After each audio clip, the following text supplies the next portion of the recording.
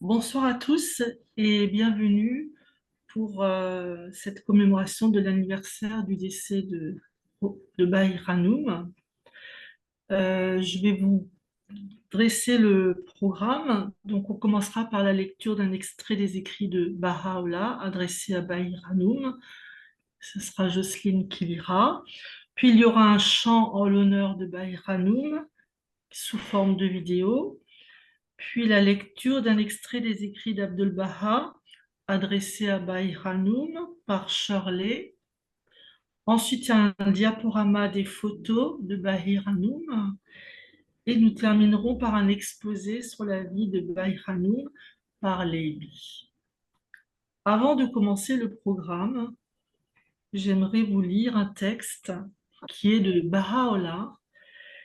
Et c'est un texte qui est inscrit autour du dôme circulaire du monument de Bahir Hanoum, la plus sainte feuille sur le mont Carmel.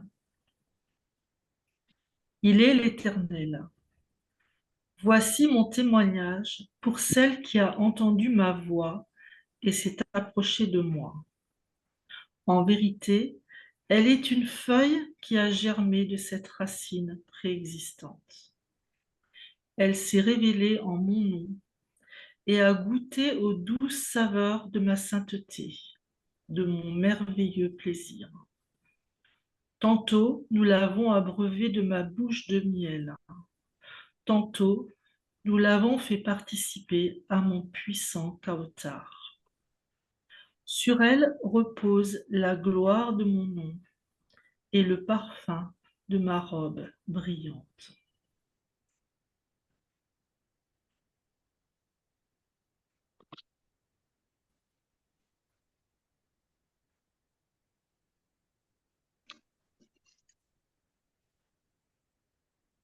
Un extrait des écrits de Baha'u'llah, Shebahia Khanum. Que ces mots exaltants soient ton chant d'amour dans l'arbre de Baha. Ô toi, la très sainte et resplendissante feuille. Il n'y a pas d'autre Dieu, hormis le Seigneur de ce monde et de l'autre. Nous t'avons élevé au rang de l'une des plus éminentes parmi ton sexe, et nous t'avons accordé dans ma cour une place qu'aucune autre femme n'a surpassée. C'est ainsi que nous t'avons préféré et élevé au-dessus des autres, en signe de grâce de la part de celui qui est le Seigneur du trône d'en haut et de la terre d'en bas. Nous avons créé tes yeux pour qu'ils contemplent la lumière de mon visage, tes oreilles pour qu'elles écoutent la mélodie des paroles, ton corps pour qu'il se prosterne devant mon trône. Rends grâce à Dieu, ton Seigneur, le Seigneur du monde entier. Combien est élevé le témoignage de la Sadratul Muntaha pour sa feuille? Combien est élevé le témoignage de l'arbre de vie pour son fruit? Par mon souvenir d'elle, une odeur chargée de parfum du musc a été diffusée. Il est heureux celui qui l'a respiré et qui s'est exclamé: Louange à toi, ô Dieu, mon Seigneur, le plus glorieux. Qu'il est doux de te voir devant moi. Qu'il est doux de contempler ton visage, de t'accorder ma bienveillance, de te favoriser par ma tendre attention, de faire mention de toi dans cette tablette, ma tablette, une tablette que j'ai ordonnée comme un gage de ma grâce cachée et manifeste à ton égard.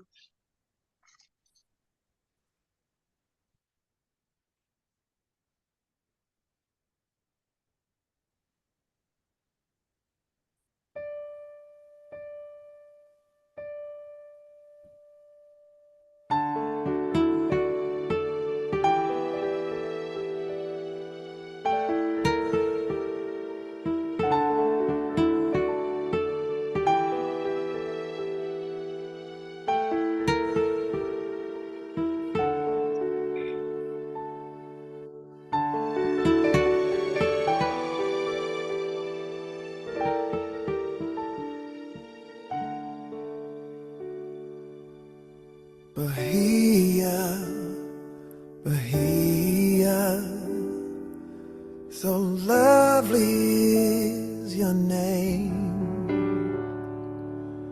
Bahia, Bahia.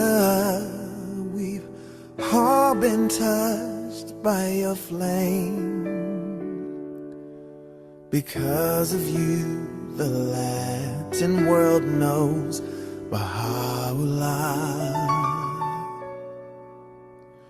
the first to gather night and cry Allahu Akbar. Your sacrifice and tears have cleansed your people's fears. Bahia, Baha'u'llah's here. Bahia, Bahia, so lovely is your name. Bahia, Bahia, we've all been touched by your flame. Because of you, the Latin world knows Baha'u'llah, the first to gather nine and cry Allahu Akbar. Your sacrifice and tears have cleansed your people's fears. Bahia, Baha'u'llah's here.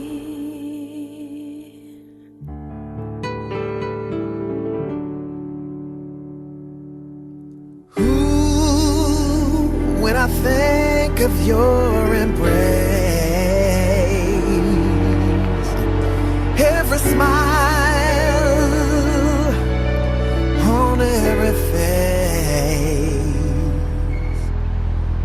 my soul smiles. Smile,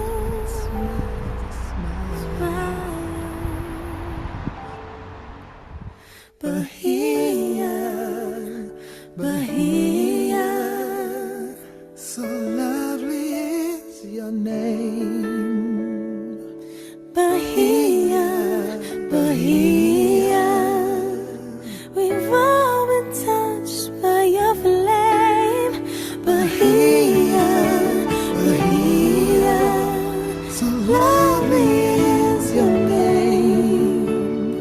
Bahia, Bahia, My soul smile.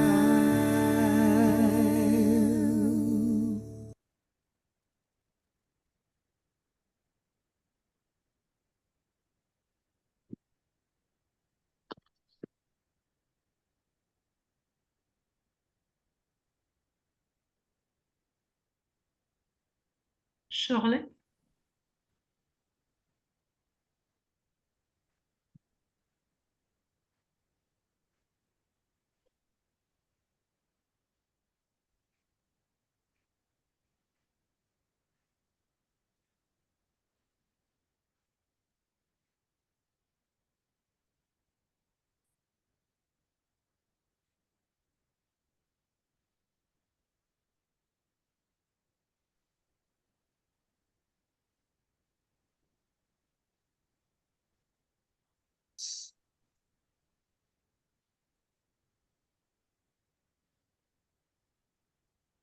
Je passe les diables.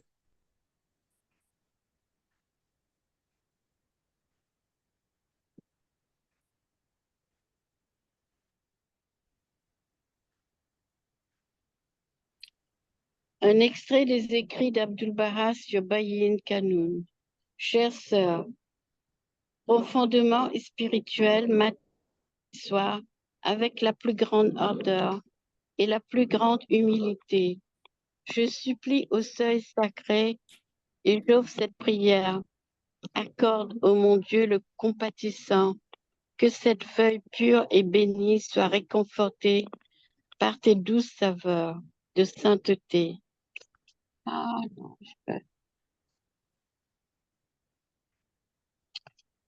de sainteté.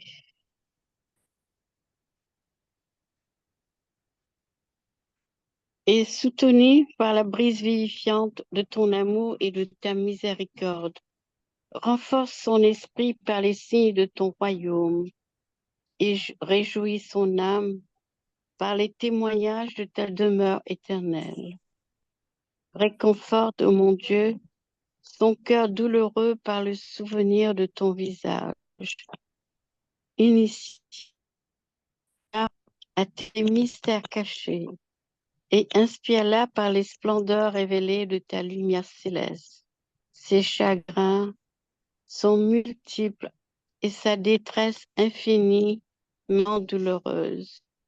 Accorde-lui continuellement la faveur de ta grâce, qui la soutient et à chaque souffle fugitif. Accorde-lui la bénédiction de ta générosité. Ses faveurs et ses attentes sont centrées sur toi. Ouvre-lui les portes de ta tendre miséricorde et conduis-la dans les voies de ta merveilleuse bienveillance. Tu es le généreux, le bien-aimé, le soutien, le tout généreux.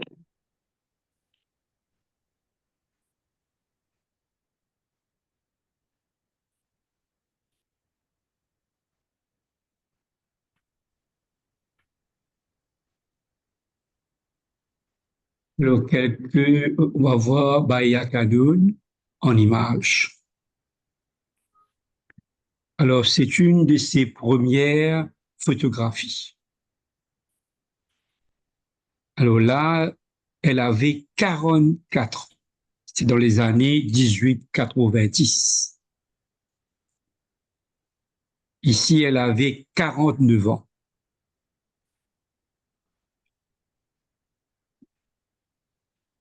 Et là, elle avait 73 ans.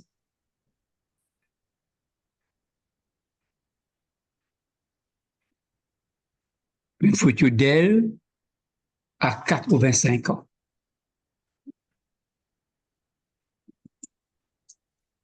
Et là, c'est une photo qui fait partie de la librairie d'Afnan.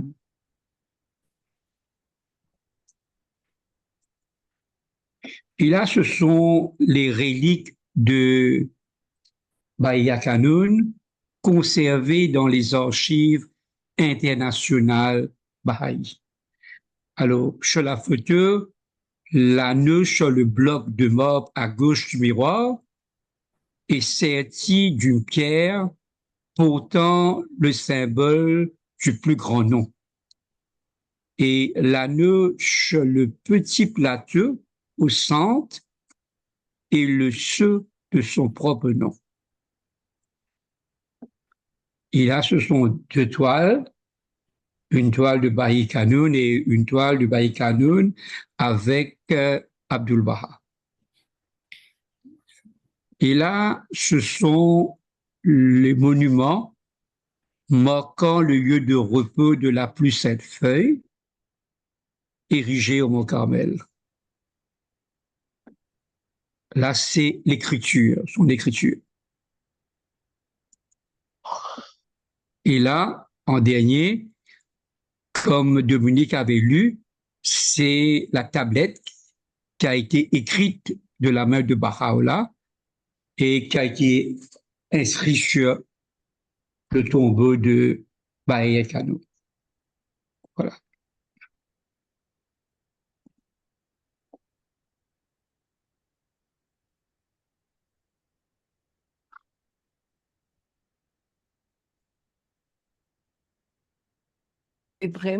C'est vraiment merveilleux de vous voir tous à la Waba. J'aimerais remercier pour cette invitation à faire un exposé sur Bahia Kanoun, la fille de la manifestation suprême, Baha'u'llah. Nous savons tous un peu d'elle. C'est avec amour que je vais essayer de partager avec vous sa contribution étonnante qu'elle a portée. Elle a compris ce qui était nécessaire aux différentes étapes de développement de la foi. Et elle s'est levée, elle a accepté le changement et a avancé et a aidé à emmener la communauté Baha'i avec elle dans le prochain étape du développement. Bae Kanoum avait 2 ans de moins que son frère Abdul Baha. Son père lui donna le titre de la plus sainte feuille et elle consacra sa vie au service de sa cause. En vérité, a-t-il révélé dans une tablette qui lui était adressée, nous t'avons élevé au rang d'une des personnes les plus distinguées de ton sexe et nous t'avons attribué en notre coup une condition qu'aucune autre femme ne l'a dépassée.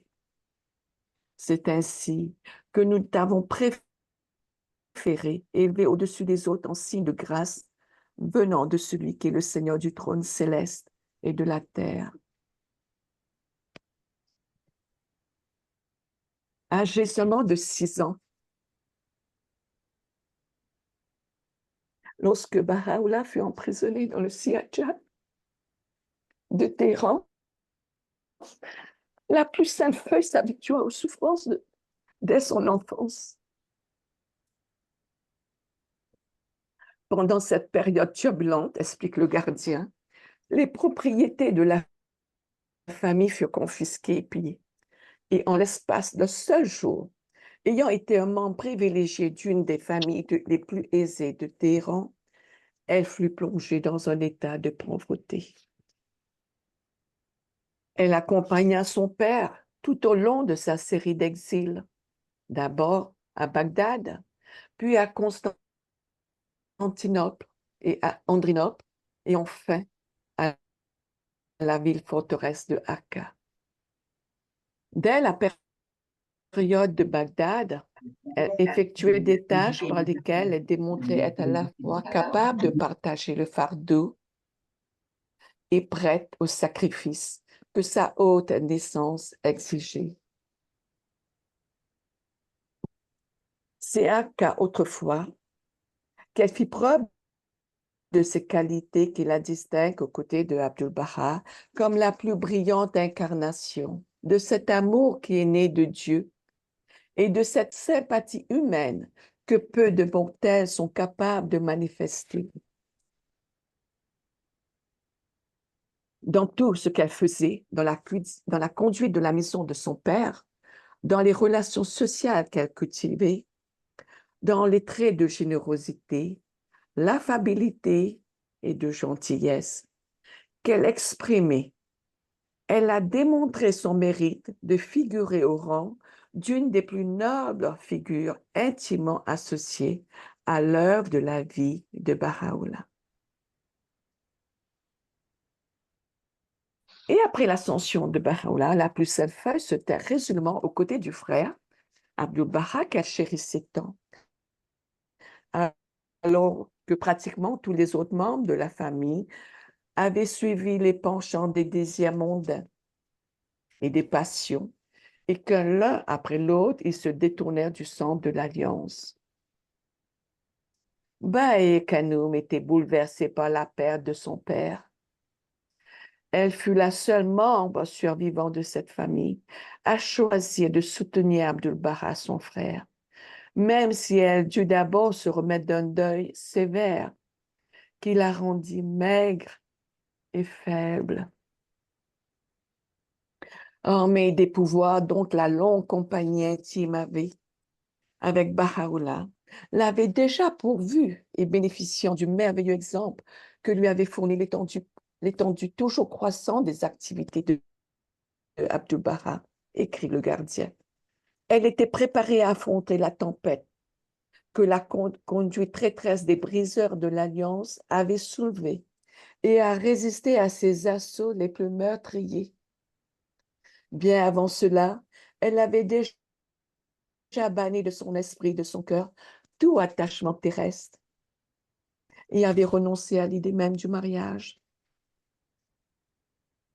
Maintenant, elle se trouvait forcée à dissoudre les liens de la relation familiale, mettre fin à de longues amitiés intimes, rejeter les loyautés inférieures par son allégeance suprême à une cause qu'elle avait si chèrement aimée et qu'elle avait si bien servie. À mesure que passait la tempête suscitée par les briseurs de l'Alliance et de l'ordre de la foi s'élevait à l'ouest, la plus sainte feuille agit comme l'hôtesse honorée pour un nombre croissant de pèlerins qui se pressaient dans la résidence de Abdul-Baha. Oublieuse de sa propre personne, dédaignant repos et confort, et sans le laisser décourager par les obstacles qui parsemaient encore son chemin, elle continua à faire preuve de ces mêmes attributs qui lui avaient valu une telle mesure d'admiration et d'amour dans les phases précédentes de sa carrière. Et quand Abdul-Baha fut libéré de ses nombreuses années de confinement, il confia les affaires de la foi à sa sœur lors de ses voyages en Europe et en Amérique du Nord.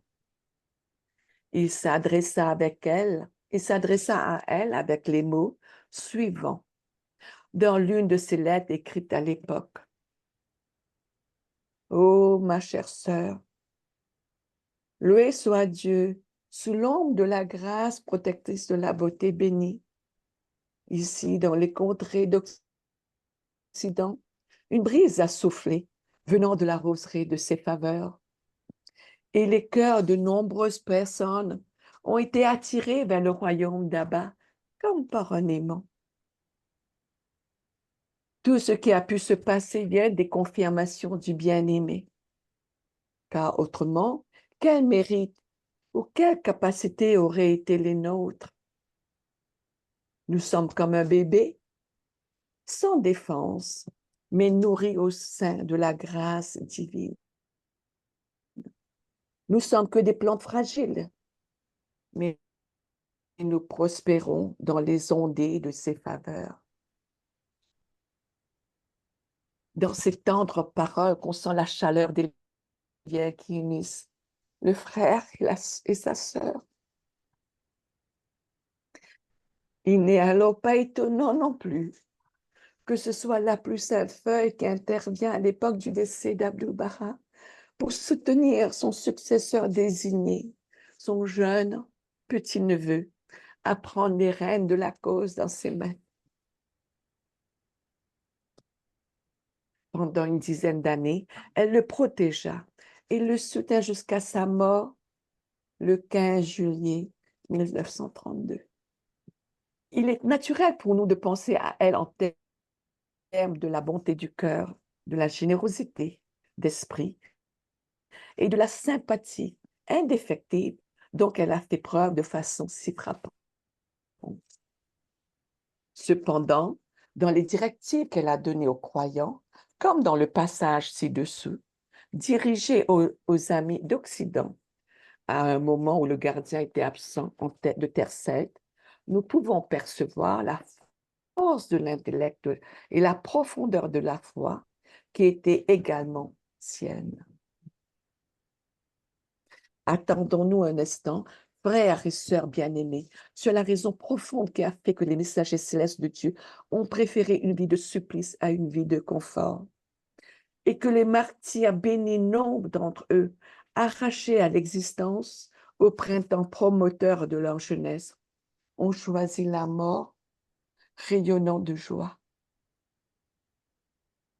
Pour quelle raison le bas a-t-il sacrifié sa jeunesse prometteuse, si ce n'est dans le désir ardent de voir l'humanité vivre dans l'unité et la paix?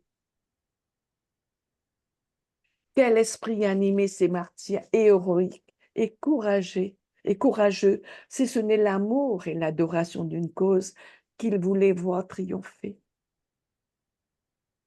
Qu'est-ce qui a poussé Baha'u'llah, né et élevé dans l'opulence, à abandonner toute possession terrestre et à juger bonne pour lui épreuve et privation indicible, si ce n'est pour lancer un appel sérieux aux gens, au monde entier, afin que les gens transforment leur haine réciproque en amour véritable, en faisant du monde bouillonnant de sang un foyer paisible pour les enfants de Dieu.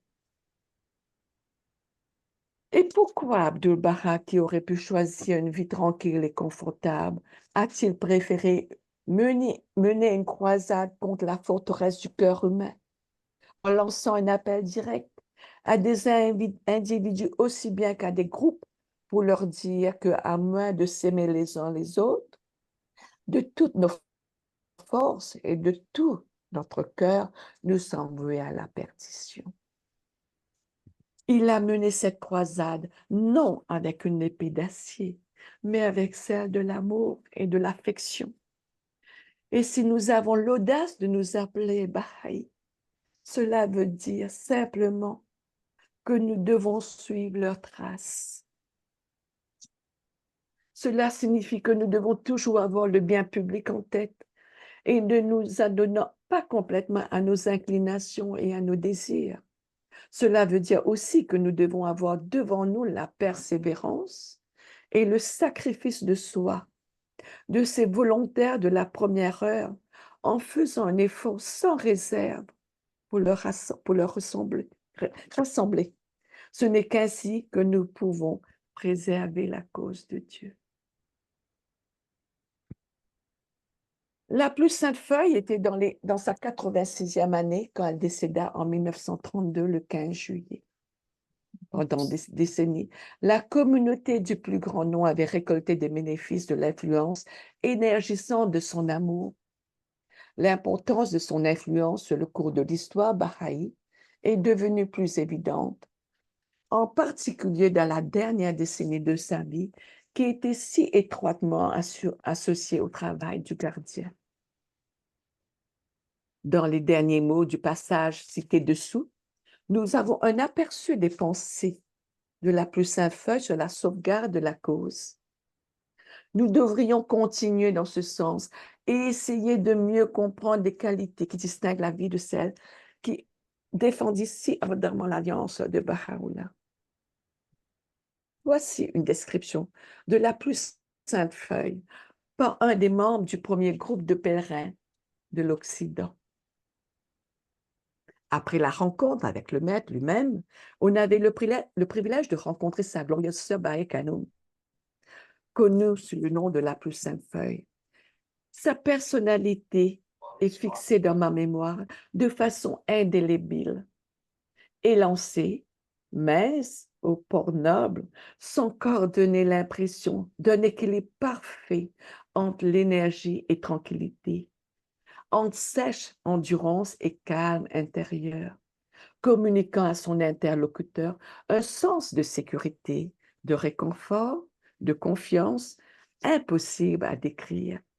Un autre croyant qui rencontra la plus sainte Feuille plus tard dans sa vie commenta: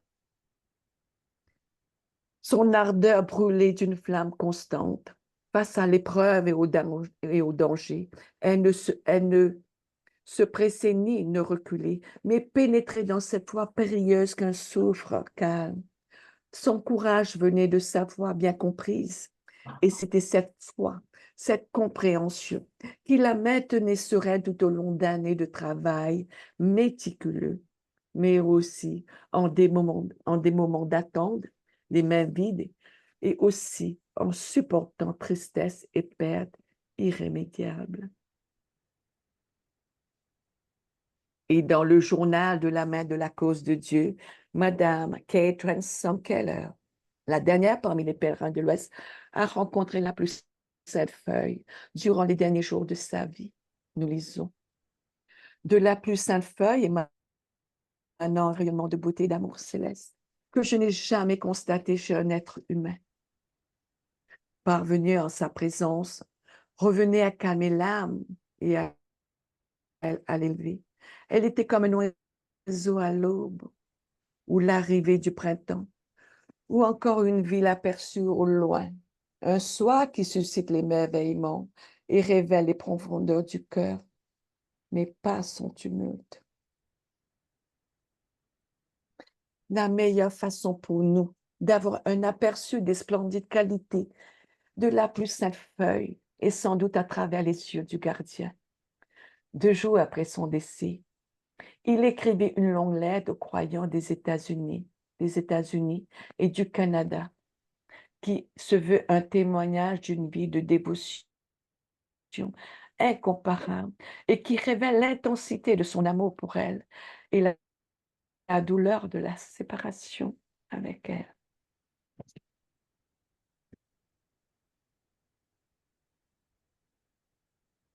L'ascension de Abdu'l-Baha, si tragique par sa soudaineté, lui portait un coup terrible, donc elle ne se remit jamais complètement.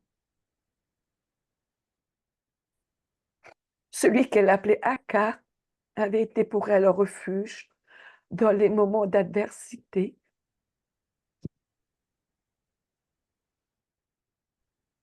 C'est en lui qu'elle en était venue à placer sa seule confiance.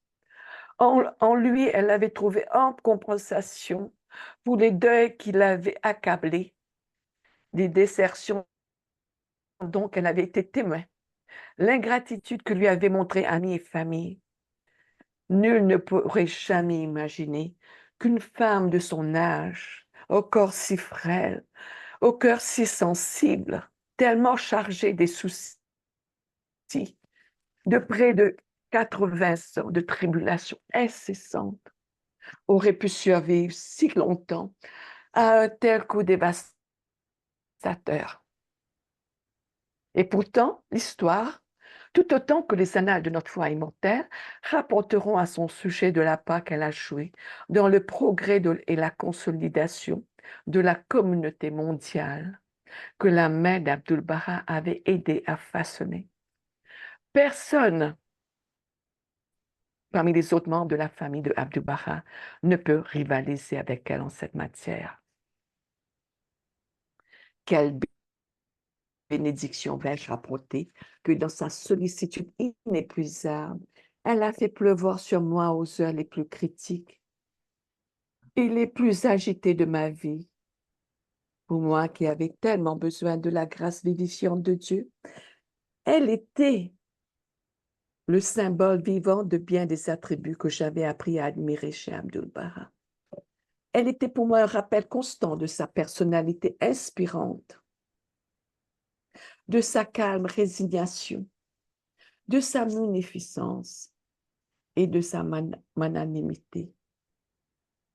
Pour moi, elle était une incarnation de sa gracieuse bienveillance, de sa tendresse et de son amour qui englobait tout.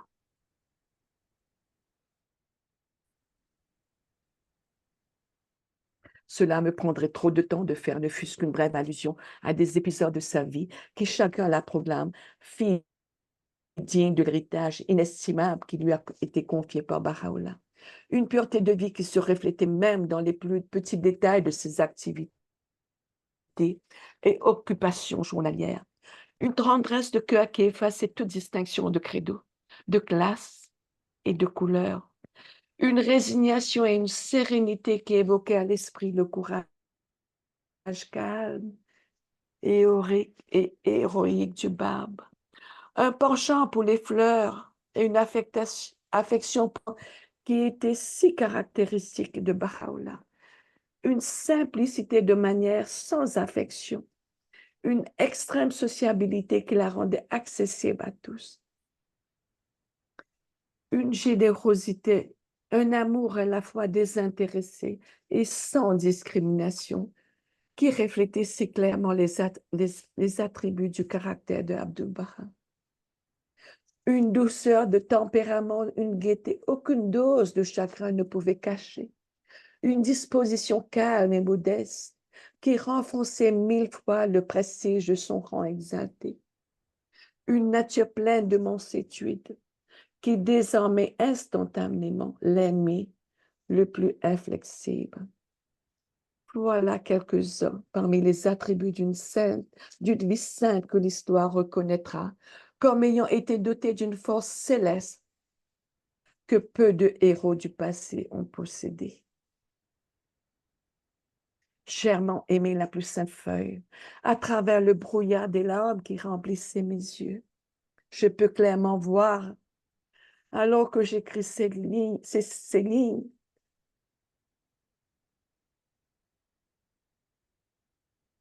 ta noble figure devant moi. Et je peux reconnaître ta sincérité, ta sérénité et ton aimable visage. Je peux encore fixer malgré l'ombre de la tombe qui nous sépare, tes yeux bleus pleins d'amour. Et je peux sentir dans sa calme intensité l'immense amour que tu as porté à la cause de ton tout-puissant Père. L'attachement qui t'a lié au plus bas et insignifiant de ses adeptes. La chaleureuse affection avec laquelle tu m'as chéri dans ton cœur. Le souvenir de la beauté ineffable de ton sourire continuera à jamais à me réconforter et à m'encourager dans le sentier épineux que je dois survivre. La réminiscence du toucher de ta main m'incitera à suivre fermement ta voix. La douceur magique de ta voix me rappellera aux sombres heures de l'adversité à tenir solidement la corde que tu as saisie si fermement dans tous les jours de ta vie. Porte mon message à Abdul-Bara, ton frère exalté et divinement désigné. Si la cause pour laquelle Baha'u'llah a peiné et travaillé, pour laquelle tu as souffert des années d'atroces douleurs, pour l'amour de laquelle des flots de sang sacré ont été versés, devait, dans les jours à venir, affronter des tempêtes plus sévères que celles dont elle a déjà souffert. Continue à protéger par ta sagesse et ta sollicitude qui enveloppe tout ton frêle enfant intimement désigné. Au cours de ces premiers mois de son gardiennat, alors qu'il évaluait des sujets d'une importance si primordiale pour l'avenir de la foi, Shoghi Effendi rencontra en nous des difficultés exceptionnelles provoquées par Mirza Mohammad Ali et ses associés qui profitaient du décès de Abdul-Bara pour semer le trouble. Le 5 avril 1922, ayant transmis ses instructions préliminaires au monde baha'i, le gardien laissa les affaires de la foi entre les mains de la plus sainte feuille et partit pour la Suisse afin de rassembler ses forces. Une lettre qu'il écrivit à l'époque et publiée dans le périodique The Star of the West observe ce serviteur. Après cet événement douloureux et cette grande calamité, l'ascension de sa sainteté Abdul-Bara au royaume d'Aba a été si affligée par le chagrin et la douleur et si enchevêtrée dans les troubles créés par les amis de la cause de Dieu que je considère que ma présence ici, à un tel moment, dans une telle atmosphère, ne correspond pas à l'accomplissement de mes importants devoirs sacrés. Pour cette raison, et ne pouvant faire autrement, j'ai laissé pour un temps les affaires de la cause, aussi bien intérieures qu'extérieures, sous la supervision de la Sainte Feuille et sous la direction de la plus sainte famille, que mon âme soit sacrifiée pour elle, jusqu'à que par la grâce de Dieu, ayant retrouvé santé, force, confiance en soi et énergie spirituelle, et ayant repris en main, conformément à mon but et désir, entièrement et régulièrement le travail de service, j'atteins complètement à mon espérance spirituelle et à mon aspiration. Le gardien séjourna en Suisse pendant plusieurs mois, revenant à Haïfa le 15 décembre 1922.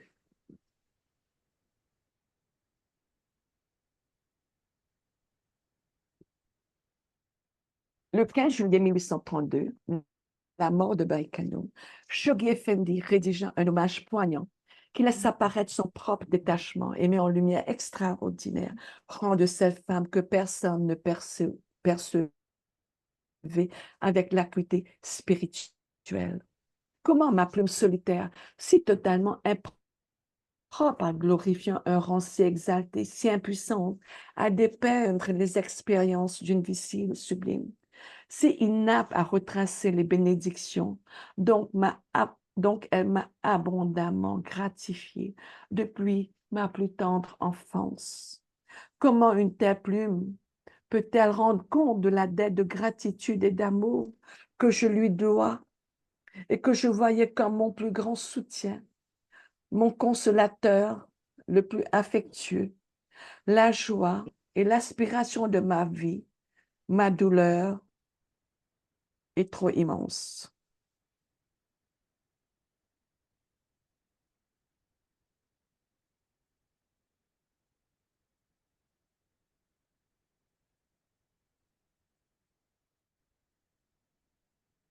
Cet exposé dédié à tous ceux qui... Cet exposé que j'ai est dédié à tous ceux, toutes celles qui œuvrent avec patience, dévotion et l'humilité dans l'ombre de la gloire pour illuminer le monde d'une beauté sans pareille. Merci, chers amis, pour votre écoute. Merci, Lydie. Merci beaucoup.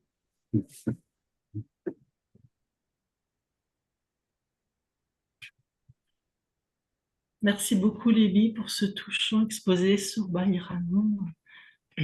Merci aux lecteurs et merci à David pour les vidéos.